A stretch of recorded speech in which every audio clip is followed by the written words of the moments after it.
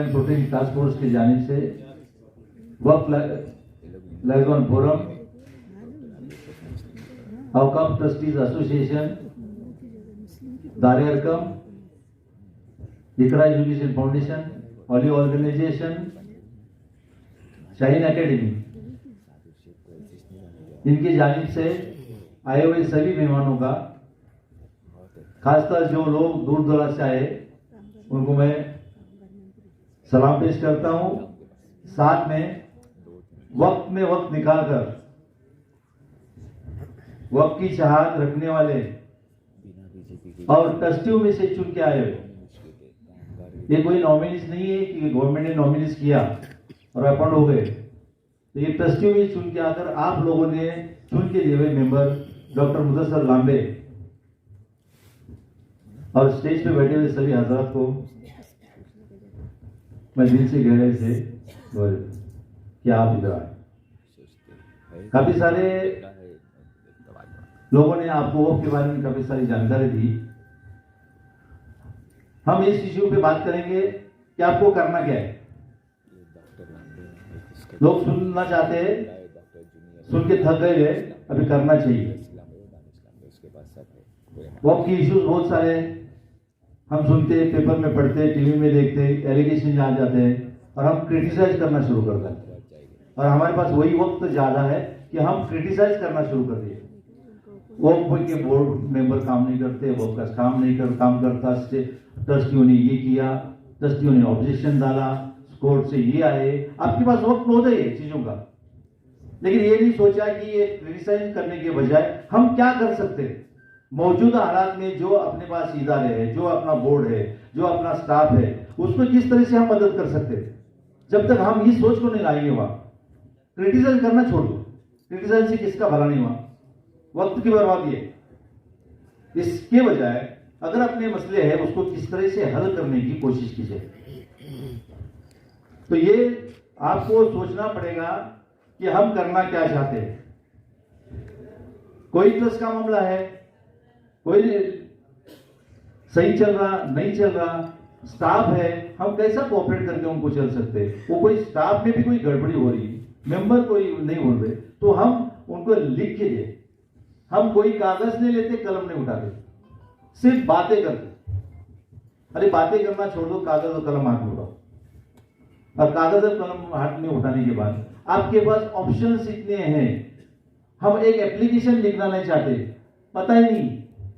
अगर किसी को अपने घर का लिखना है तो किसी वकील पास जाते और एप्लीकेशन लिखते। हम तो कहते हैं कि पहला कलम कागज उठाइए, कलम उठाइए, जो एप्लीकेशन लिखना चाहो दिल से लिखो। एक बार गलती हो जाएगी, दो बार गलती हो जाएगी, 3 बार, 5वीं बार आपको अच्छा आइडिया आ जाएगा। और आपकी गलती अगर होती है तो एप्लीकेशन करके क्या करके फेंक देंगे, दूसरा लिख, साथ में उसकी कितनी प्रॉपर्टीज है वो भी पता कर सकते हैं। तो आज के टाइम में हमें कैसा काम करना चाहिए। मैंने आपको एक ब्राउचर दिया हुआ है सभी के पास।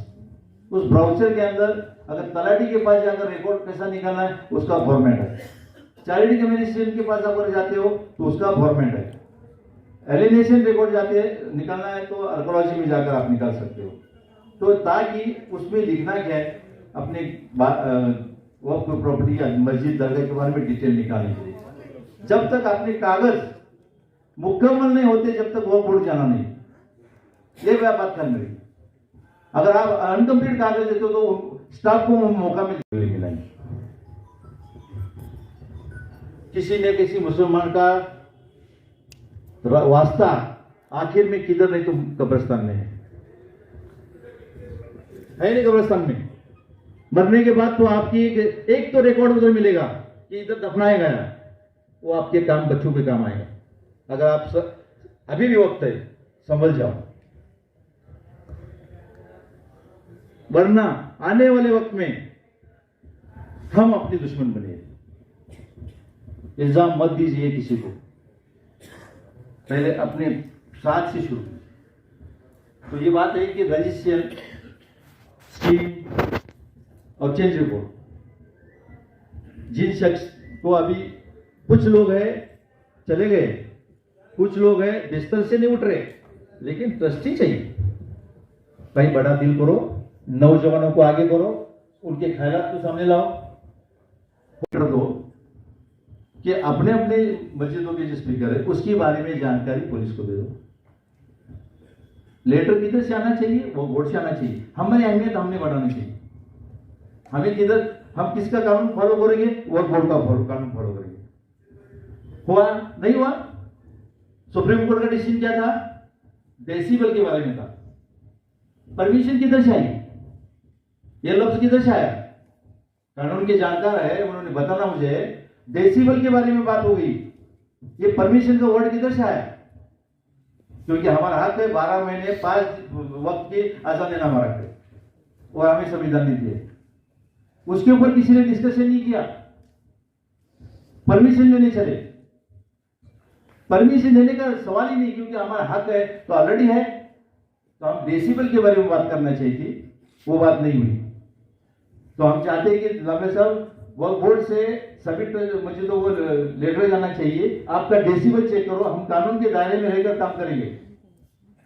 5 वक्त हर अजान का, और वो डेसिबल चेक करने का काम किसका है? गवर्नमेंट का। हम अपना रिकॉर्ड दे देंगे, उधर जाकर दे देंगे। हम अपने मस्जिद से एक लेटर जाएंगे गवर्नमेंट को कि हमारा डेसिबल इतना इतना है, फजर में इतना है, आफ्टरनून में इतना है, इसका सर्टिफाई करके आप दो। डेसिबल चेक कौन करेगा? वही करेंगे, वो सर्टिफाई करेंगे।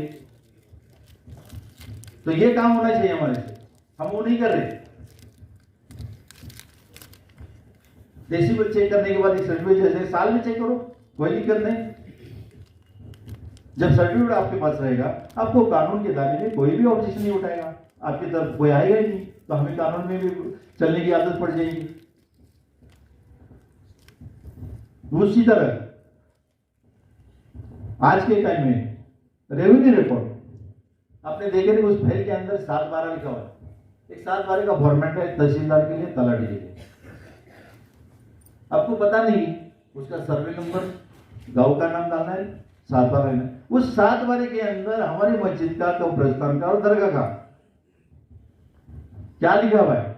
मेन कॉलम में वहां लिखे ले प्राइवेटों के नाम, अपने लोग ट्रस्टियों के नाम, और इतर हक में लिखते कब्रिस्तान, देवस्थान, मस्जिद, दरगाह।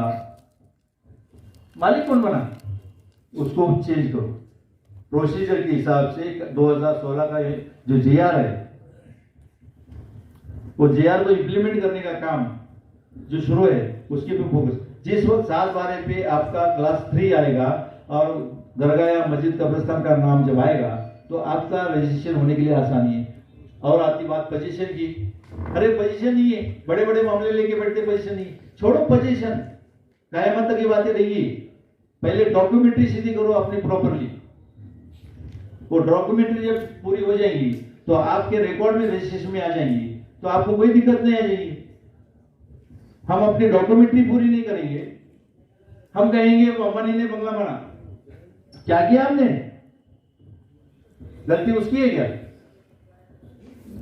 उसको क्रिटिसाइज करने से पहले हम अपने गिरेबान में झांक के देखना चाहिए ना कि हम लोगों ने क्या किया। बॉम्बे के अंदर लालशाबाग दरगाह है, 72 एकड़ प्रॉपर्टी है। कितने लोगों को पता है उस बारे में? बोर्ड ने एफिडेविट डाला करके आज तक प्रॉपर्टी वो रुकी हुई है। उसके ऊपर वकील हजरात, नाम लूंगा लामी साहब, मैं नाम लूंगा, मुझे कोई फर्क नहीं पड़ता, मैं आपको प्ले करता हूं। जब हम वक्त हो गए तो जिंदगी वक्त कर दी। बोलो बोलो, पूरी बात करूंगा। उसके साथ अभी सुप्रीम कोर्ट में जो मामला हुआ कल, जो वो बोर्ड ने केस जीता, अपोनेंट कौन थे? एडवोकेट यूसुफ मुशाला, सगीर खान, वक्त के माहिर समझने वाले अपने आप को, और अगेंस्ट किसके चल रहे? वो बोर्ड के अगेंस्ट चल रहे। वही लोगों ने लालबाग का हाल किया। 72 एकड़ प्रॉपर्टी इन लोगों ने गैरों के हाथ में दे दी, और आज शान से फिर तो हम वो काम करते हो। नहीं चाहिए सिर्फ, मैं आप साफ करता हूं, नहीं चाहिए सिर्फ। मेरा बाप भी अगर गलत काम कर रहा तो मैं उसको सबके सामने कहूंगा। बाहर नहीं, ये काम हर एक जवानों के दिल में आना चाहिए। बड़े नाम नहीं चाहिए मुझे, छोटा आदमी रहेगा वो अगर अच्छा काम करे तो उसको सलाम करूंगा, उसको सलाम नहीं करूंगा। आज यूसुफ मुशाला ने ओम की नाक कटवाई, सगीर खान ने बॉर्डर किया पूरा वो बोर्ड का। तो ये चीज प्रोफेशनल है, तुम्हारा प्रोफेशनल अपने जगह रखिए, प्रोफेशनल नॉट ऐसा नहीं प्रोफेशन चाहिए। लंबे साहब दलाल चापादार के प्रोफेशनल में वो ट्रस्टी की तरफ से वो एडवोकेट है हारून शेख से, उसको निकाल के मैं बताता हूँ पूरी स्टोरी पता है मुझे। प्रोफेशनल है, लेकिन तुम्हें पता है कौम के इस्लाम में मुसलमान रहने वाला उसको प्रोफेशन का जब पता है तो उस प्रोफेशन के हिसाब से उसने केस को लगाना चाहिए। अपने बाप को नाम बाप नहीं करने वाला प्रोफेशन नहीं चाहिए मुझे। ये प्रोफेशन कैसा है? और अगर आप मुसलमान हैं, अगर आप इस्लाम जानते हो, आप कुरान पढ़ते हो और शरीयत में चलते हो, प्रोफेशन इज लास्ट। मेरा बाप गलत कर रहा, सब कुछ कर रहा, अरे मेरा बाप है, मेरा प्रोफेशन नहीं चलेगा। अपनी कुछ तो जिंदगी में अल्लाह ने पैदा किया तो आपको ईमान से पैदा किया है, आपने ये से चलना चाहिए। ये क्यों कहा? वो प्रोफेशनल है तुमने नहीं। डॉक्टर लंबे साहब प्रोफेशनल है, मानता हूं, अगर हमारा प्रोफेशन है हम काम करेंगे, ईमानदारी से काम करेंगे, लेकिन उस प्रोफेशन में अगर तुम्हारी मक्कारी छुपी हुई है तो हमें वो प्रोफेशन मंजूर नहीं है, बिल्कुल मंजूर नहीं। और इस वजह से लोगों को गुमराह भी नहीं करना चाहिए। वकालत के नाम पे तुम इतना बड़ा बात करते हो, बाहर आकर बताओ अगर तुम्हारे में प्रोफेशन है ना तो हम उसके आगे काम करते, हम सल्यूट करते हो। इधर साथ में रहते हो, हारून शेख के साथ में रहकर गद्दारी करके वो सुप्रीम कोर्ट से ऑर्डर आने के बाद भी उस मामले को दफाया जाता है। और हम वहां जब चले गए हमें धमकाया गया, उस गिरे में मत जाओ, फोटो मत निकालो। हमने कहा हम जाएंगे, उसी इलाके में जाके पूरी बिल्डिंग की फोटो निकाल के लेके। तो डरने की बात नहीं है, बचाने वाला अल्लाह है। अगर तुम्हारा नीयत साफ है तो जरूर बचाएगा। सब दारोमदार मेरी नीयत पे है। आज गुनाह में हमें भी तकलीफ हो गई, बचाने वाला अल्लाह है। मरने का, कोरोना में लोग मर गए, कितने मर गए? वो जिंदा भी है, कोरोना होकर भी जिंदा गए। जिन्होंने कोरोना की लाशें दफनाई वो बच्चे हमारे हैं इधर गुनाह के, उन्होंने कुछ नहीं हुआ उनको, तो बचाने वाला अल्लाह है। नीयत साफ थी उनकी, जो मजबूरों को दफनाया उन्होंने, जो लोग थे डर रहे थे उनको दफनाया। तो बात ये है नबी साहब, हम रजिस्ट्रेशन के बारे में आ गए। साथ में ये है जो केसेस है नबी साहब, ट्राइबल में केसेस चल रहे, हमारे साथ जितने भी इदारे हैं गवर्नमेंट के, वक्त के सिलसिले में गवर्नमेंट के इदारे आते, सबसे पहली बात है रेवेन्यू डिपार्टमेंट, उसके बाद वो आता है लॉ एंड जुडिशरी, उसके बाद वर्क बोर्ड आता है, उसके बाद आर्कोलॉजिकल भी आता है, उसके साथ में तुम्हारा होम मिनिस्ट्री भी आती है। तो हमें इस सब को जोड़ना पड़ेगा हमें सब, अगर जब तक हम ये लोग जोड़ेंगे नहीं, क्योंकि अगर कोई प्रॉपर्टी भी कोई कब्जा करता है, चल रहा है, जब तक सीओ का लेटर नहीं आएगा, जब तक पुलिस स्टेशन एफआईआर नहीं करेगा।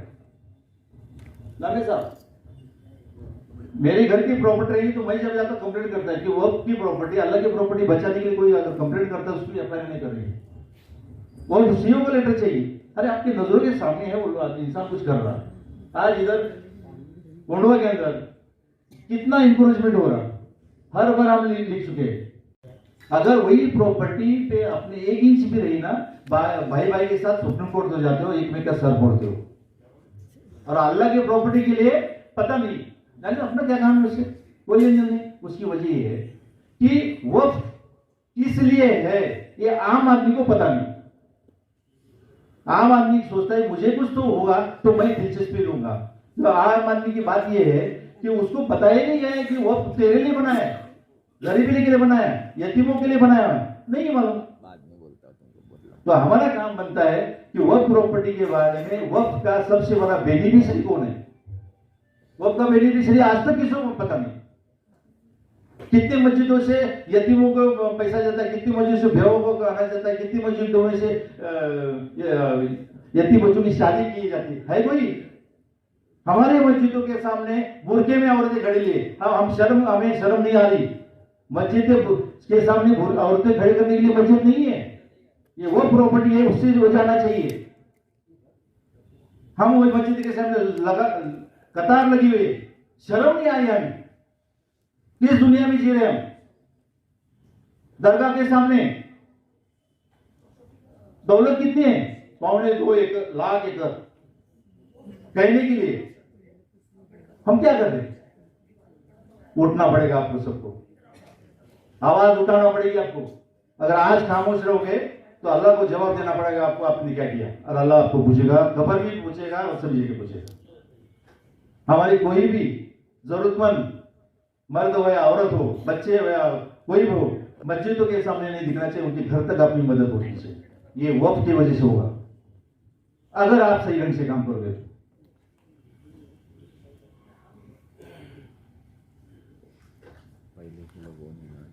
तो बहरहाल रजिस्ट्रेशन जो डॉक्यूमेंट्री की बात कर रहा हूं, डॉक्यूमेंट्री जब तक कंप्लेंट नहीं होगी वक्त बोर्ड नहीं जाना है, बिल्कुल नहीं जाना है। अगर आपको एडवाइस लेना है, लीगल एडवाइस ले लो, डॉक्यूमेंट्री परफेक्ट करो। डॉक्यूमेंट्री परफेक्ट होगी तो ही काम होगा। आज खुशरो साहब इधर आए, 3-4 साल से इधर है। उन्होंने जो काम कर रहे थे, जितना हो सका दो स्टाफ पे सपोर्ट आपको करना पड़ेगा। अगर आप सपोर्ट नहीं करोगे वो काम नहीं कर पाएंगे। क्रिटिसाइज करना बंद करो। निगेटिव, किसी में गलतियां रहती, खामियां रहती, सब में रहती, हमारे में भी है, तो खामियों को दूर रखो, काम पे फोकस क्यों करो। आलमगीर मस्जिद का मामला था, जब 15-20 लोग आए थे, वही खुशरो साहब अकेले थे। मुझे अफसोस होता नामे साहब, वह बोर्ड के 2 मेंबरों को पता ही नहीं ये वाकया हो गया। लोग मारने आए थे, उसके बाद एफआईआर हो गई। आज वो शख्स को अगर हम सिक्योरिटी नहीं देते, दूसरा आने वाला शख्स कैसा काम करेगा। बोर्ड का पहला फर्ज बनता है, आवाज उठानी चाहिए थी बोर्ड ने। बड़े मुश्किल से एफआईआर हो गई, आपको बताता हूं मैं, बड़ी जोर लगाना पड़ी। होम मिनिस्ट्री से लेके फौजिया मैडम ने उसके लिए बहुत काम किया, हमने इम्तियाज जलील ने उसके ऊपर काम किया, तो आपने चेयरमैन वजारत मिर्जा ने, उनकी हमने इतना पीछा किया, जब जाकर 5 बजे एफआईआर हो गई। क्या मुसीबत है ये।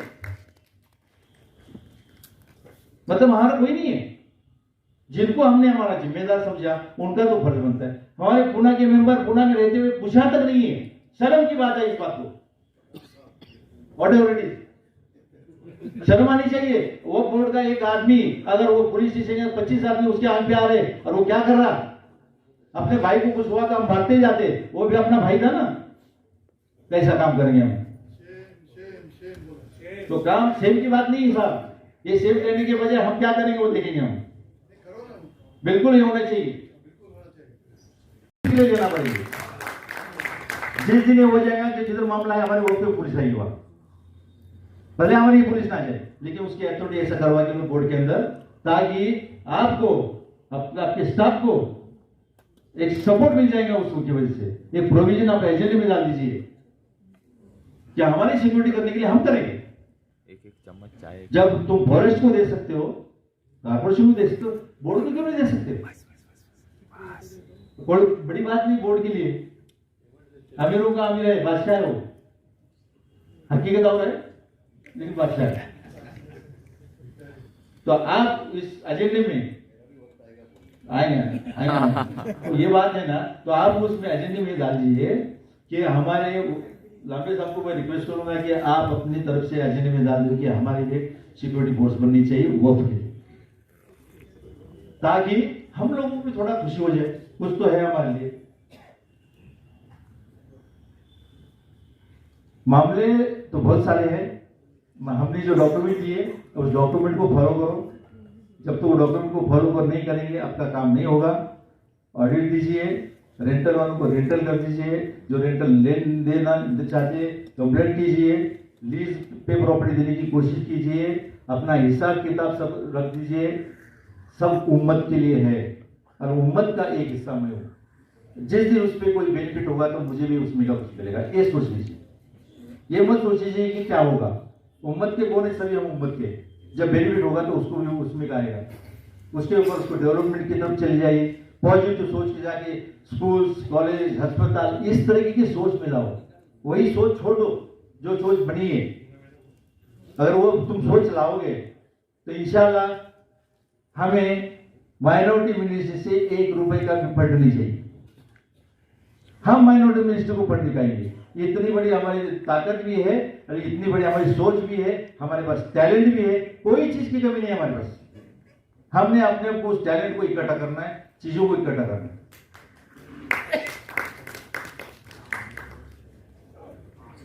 आखिरी बताओ, और हम तारीख पढ़ने के लिए नहीं आए, तारीख बनाने के लिए आए। और हर मुसलमान ने तारीख बनाया है और वो तारीख हमेशा बनती नहीं, ये समझ लीजिए।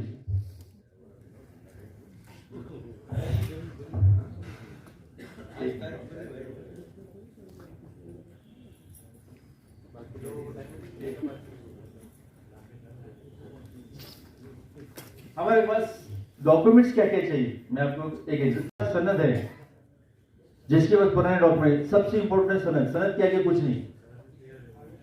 उसके बाद एक इनाम कमीशन बना था 1850 के पीरियड में, ब्रिटिशों ने बनाया था। उस वक्त पूरे इंडिया का सर्वे करके उन्होंने इनाम वर्ग 3, उसमें भी मुस्लिम है, हिंदू है, मंदिर है, मस्जिद है, सब है। जब वो इनाम वर्ग 3 है, क्लास 3 जब आएगा तो उसका एलिमिनेशन रिकॉर्ड मिलता है। उस एलिमिनेशन रिकॉर्ड में जब मेंशन रहेगा कि क्लास 3 है तो कोई आपको रोक नहीं सकता कि वो प्रॉपर्टी है।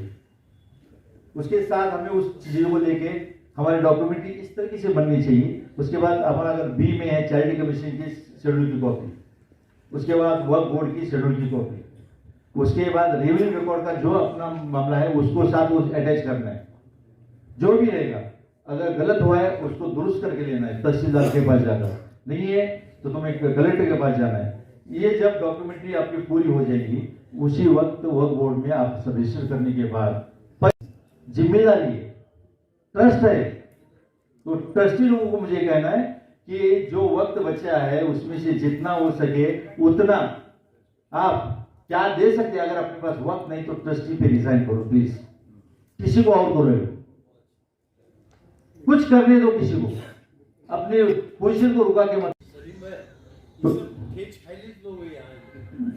ये दर्द भरे लोग हैं, इनको दर्द को अगर हम दवा नहीं देंगे तो खुद देगा। और ये भी हमारे भाई है, हो सकता है कुछ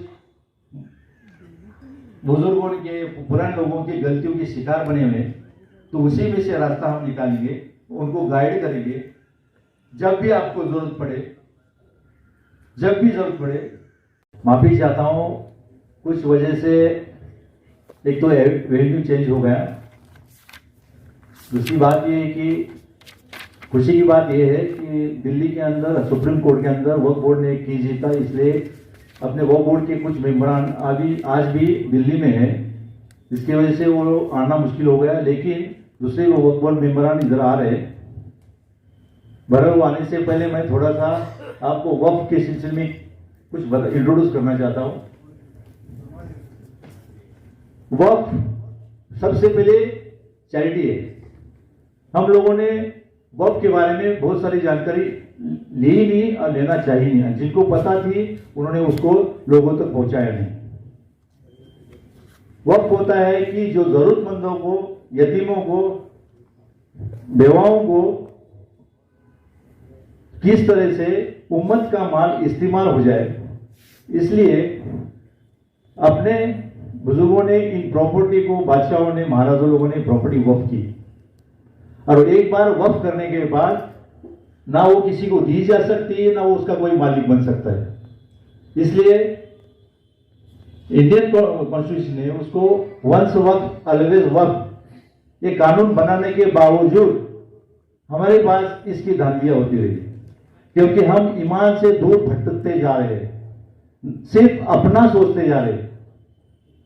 हम अपने घर, बाल बच्चे, बीबी, इसके बारे कुछ नहीं सोच रहे। घर के बाहर आकर हमारा पड़ोसी कुछ खा रहा है, पी रहा है, पढ़ाई कर रहा है, किसी को पता नहीं, सिर्फ हम कहते हैं कि हमारे बच्चे एजुकेशन में नहीं जाते। तो हमारी जिम्मेदारी ये है कि उस बच्चे के पेट में अनाज है या नहीं है। हमारे पास 2 तबके हैं, 3 तबके हैं। क्लास 1 है जो सुपर लोग है, उसके बाद मिडिल क्लास है, उसके बाद लोअर क्लास है। हमारा कम्युनिकेशन गैप इतना बड़ा है कम्युनिटी के अंदर। हम ज़कात देते, फितरा देते, सदका देते, लेकिन वो ज़कात सही तरीके से पहुंचती नहीं है, ज़कात तक जाती नहीं है। जिम्मेदारी ये है जिसने ज़कात दी है उसका फर्ज बनता है कि वो ज़कात वहां तक पहुंची नहीं। इतना होने के बावजूद अल्लाह ताला ने हमारे लिए इतनी बड़ी वक्त दौलत अपने सामने रखी, फिर भी हम इस स्टेज पे है कि हमारे पास कुछ नहीं है और आपका फर्ज बनता है इसके ऊपर काम करना चाहिए। हमारी एक छोटी सी कोशिश हम ये कर रहे हैं। हुकूमत ने तो हमें एक सल्तनत बना के दी, वक्फ बोर्ड क्यों बनी? सच्चर कमेटी और रघुनाथ मिश्रा कमेटी ने मुस्लिम एम्पावरमेंट कैसी हो जाए, इस रिपोर्ट के तहत 95 में वक्फ एक्ट आ गया और वक्फ एक्ट तहत इंडिया के अंदर 30 स्टेट और 2 यूनियन टेरिटरी में वक्फ बोर्ड की स्थापना हो गई। स्थापना जब हो गई, उसके पहले अपनी इदारे थे चैरिटी कमीशन के अंदर। उस बात का लोगों को ये पता नहीं था कि जो ट्रस्टी थे, जो जिम्मेदार थे, उन्हीं ने उसका संभाल लिया। लेकिन 1950 में जो एक्ट आ गया, बीपीटी एक्ट, उसके तहत अपने इदारे बी कैटेगरी में रजिस्टर हो गए। उसके बाद कुछ एफ और ई में हो गए, जैसे एजुकेशन इंस्टीट्यूट है या मदरसे है। लेकिन वक्फ क्या है किसी को पता ही नहीं।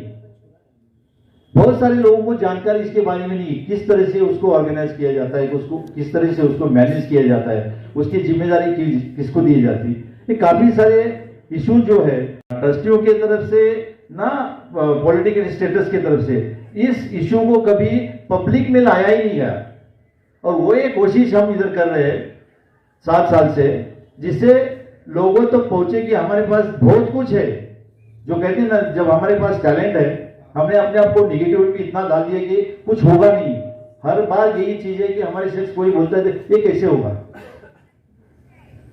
जब हम इतने बड़े मॉन्यूमेंट बना सकते, ताजमहल बना सकते, लाल किला बना सकते, तो आज के हमारे लोगों को क्या दिक्कत है उस चीज की? तो हमारे निगेटिव में, सॉरी एक मिनट, मेंबर साहब का फोन है। इसके बावजूद भी हम उस निगेटिव में जाते हैं, हमारा ये नहीं। आप कभी सोचना ही नहीं चाहते।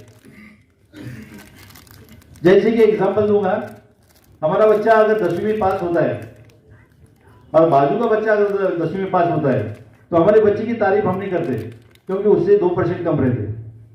कोई भी माँ बाप अपने बच्चे की तारीफ में सबसे पहले अपने बच्चे की तारीफ करना सीखो।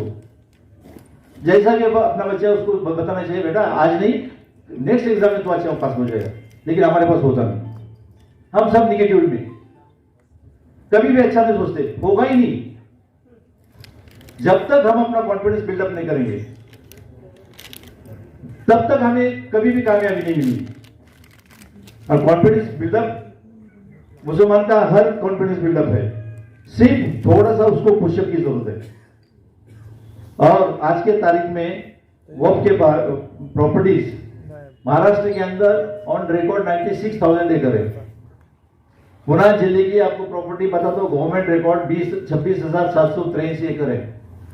इसके बावजूद हमारे पुणे के लोगों को, जो जरूरतमंदों को कुछ हासिल नहीं हुआ है, जैसी इंडिया की प्रॉपर्टीज है।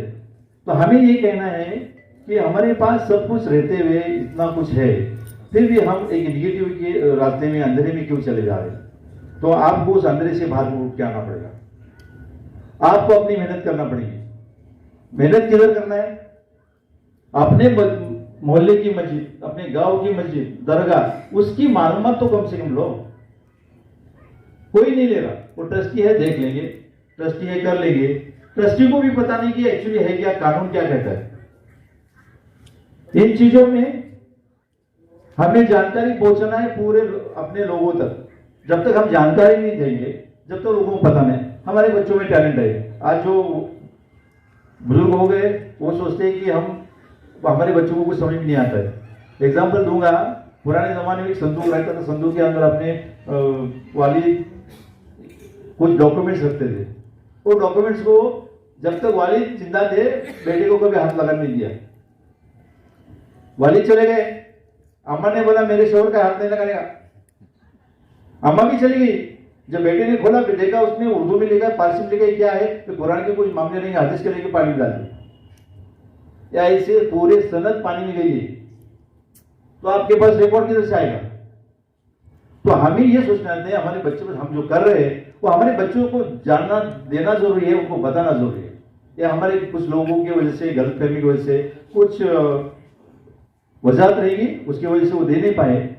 तो हमें वक्फ के बारे में जितना हो सके अपने लोगों को, खासकर पढ़े लिखे लोगों को ये जानना है, जैसे 5 फर्ज है उसी में कि 6ठा फर्ज आपको करना पड़ेगा, जब जाकर तुम हमारी उम्मत आसमान छूएगी और आपको कोई नहीं रोक सकेगा। और कानून के तहत, शरीयत के तहत, कुरान शरीफ के तहत सब कुछ मौजूद रहने के बाद हम कोई भीख मांगने नहीं बैठे रहे, हम देने वाले लोग हैं, मांगने वाले लोग नहीं। और हमेशा हम क्या करें, दूसरे के सामने हाथ फैला रहे। इतनी दौलत रहने के बाद अगर हम हाथ फैलाते तो आप मुझे बताइए बदकिस्मत कौन है, हम एक कोई। आप बड़े बड़े सिटियों में मस्जिदें हैं, कब्रिस्तान है, उनके अंदर बड़े बड़े दुकान से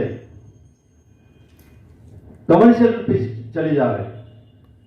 कितने लोगों ने सोचा कि वो, नाम नहीं लूंगा, बहुत सारी मस्जिद है, कब्रिस्तान है, दरगाह है, सिटी में जो आ गए, जैसा डेवलपमेंट होगी उसके हिसाब से सिटी के शहर सिटी से, गांव से जुड़ गया तो डेवलपमेंट हो गई।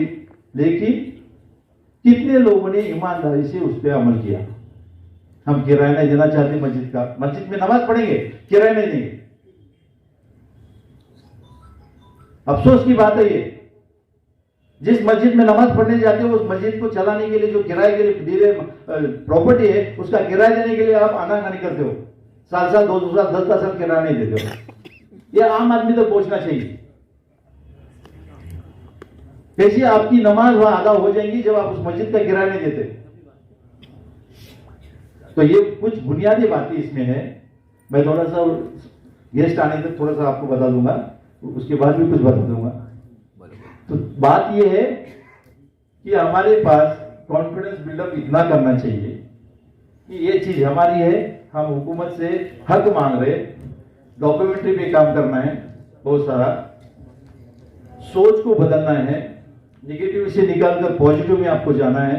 अगर आप पॉजिटिव में गएंगे आपको इंशाअल्लाह कामयाबी जरूर मिलेगी। एग्जाम्पल दूंगा, 2016 में 15 में हमने जस्ट, ना हमें वक्फ का पता था, लफ्ज का पता था सिर्फ, लेकिन क्या रहता पता नहीं था। लेकिन हमारे Akramul Jabbar Khan, chief commissioner of income tax, इन्होंने हमें इस बारे में जस्ट एक बात की। तो उन्होंने एक मौलाना का आर्टिकल पढ़ा था, नए वक्फ क्यों नहीं बनते। तो उस आर्टिकल में ये महसूस हो गया कि जब पुराने वक्फ है उसी के बारे में पता नहीं तो नए वक्फ कैसे बनेंगे। लेकिन आज भी वो नए वक्फ बन रहे। तो उस सिलसिले में हम जब काम किया तो एक कोंडवा की प्रॉपर्टी है पुणे के अंदर जो 30 साल से बिक चुकी है, पूरी 46 एकड़ प्रॉपर्टी बिकने के बाद भी हमने उस पर वर्कआउट किया, जिसके अंदर एजे खान साहब है, भरत उगेकर है, जाकिर सिकलगार है, काफी सारे लोगों ने हमने मिलकर, विलासत अहमद बासले है, ये काफी सारे लोग, अच्छे लोग, रिटायर्ड लोग आए, उनके नॉलेज का इस्तेमाल करके विदाउट जुडिशरी उस प्रॉपर्टी को मस्जिद के नाम पे करवा के लाए, विदाउट जुडिशरी। क्या अपनाया हमने? कानून के प्रोसीजर को सही तरीके से अपनाया। हमारे पास होता है कि कुछ हो गया अदालत चली जाएगी, हर बात को अदालत, उस अदालत जाने से पहले अपने प्रॉपर्टी के, अपने कागज, डॉक्यूमेंट्री अगर परफेक्ट है तो आपको अदालत जाने की जरूरत नहीं, आपको एडमिशन पूरा काम करके देगा। क्योंकि गलती कौन कर रहा? देने वाला, लेने वाला, साथ में उसके साथ जो मौजूद है, और उसके बाद रजिस्ट्रार, और उसके बाद तलाटी। जब वो गलती करता है तो उस गलती को ढूंढ के उनको बताना पड़ेगा। हमें अदालत का जाकर वो टेंशन डाल के सालों साल इंतजार करने की जरूरत नहीं है। हमें अपने तौर पे आप एडमिशन का इस्तेमाल कर सकते हैं। एक ऑप्शन है जिसको हमें इस्तेमाल करना छोड़ दीजिए, आपको वो ऑप्शन इस्तेमाल में लाना है। क्योंकि अगर आपकी प्रॉपर्टी, आपके घर की प्रॉपर्टी का अगर कुछ गड़बड़ होता है तो आप अदालत में जाके दरवाजा खटखटाने के बजाय आप अपने रिकॉर्ड को पहले मेंटेन कीजिए, और रिकॉर्ड जब आपको पता चलेगा कि रिकॉर्ड ठीक है तो आपको उधर बैठा हुआ जो भी ऑफिसर रहेगा वो कोई भी गड़बड़ नहीं कर सकता। ये एग्जाम्पल हमने को, दरगाह को क्यों दी गई, कभी इसके बारे में किसी सोचा ही नहीं। क्योंकि एक जमाना था जब पैसा नहीं था, करेंसी नहीं थी। उस करेंसी के पीरियड में हमारे इदारे चलाने के लिए उन बादशाह लोगों ने, उस वाकिफ ने अपनी प्रॉपर्टी हुकूमत के लिए जो दी गई उस मदरसे को, मस्जिदों को, दरगाह को, कब्रिस्तान को मेंटेन करने के लिए वो प्रॉपर्टी दी गई, ताकि उसमें से वो आमदनी पैदा कर सके और आमदनी पैदा करके वो इदारा चला सके। हालात बदलते गए, पैसा आते गया, पैसे की उसके बाद उसकी वैल्यू बढ़ती रही, तो हम गड़बड़ा गए। जैसी वैल्यू बढ़ी रही, हम सब हमारी नीयतें खराब होनी शुरू हुई।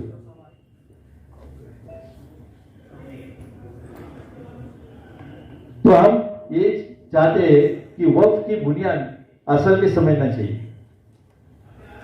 ये कुछ वक्फ की बुनियादी बातें हैं। वाकिफ की मंशा सबसे इंपॉर्टेंट है। उसके बाद कानून क्या कहता है, ट्रस्टियों का रोल क्या है, और ट्रस्टी के बदले हमने क्या किया, उसको मालिक बनने की कोशिश की। हर ट्रस्टी ने सोचा कि मैं मालिक हूं। ट्रस्टी मालिक नहीं, खिदमतगार है। आपको पूरे कम्युनिटी का, पूरे कौम का आप पे यकीन है, इसलिए आपको वहां बिठाया।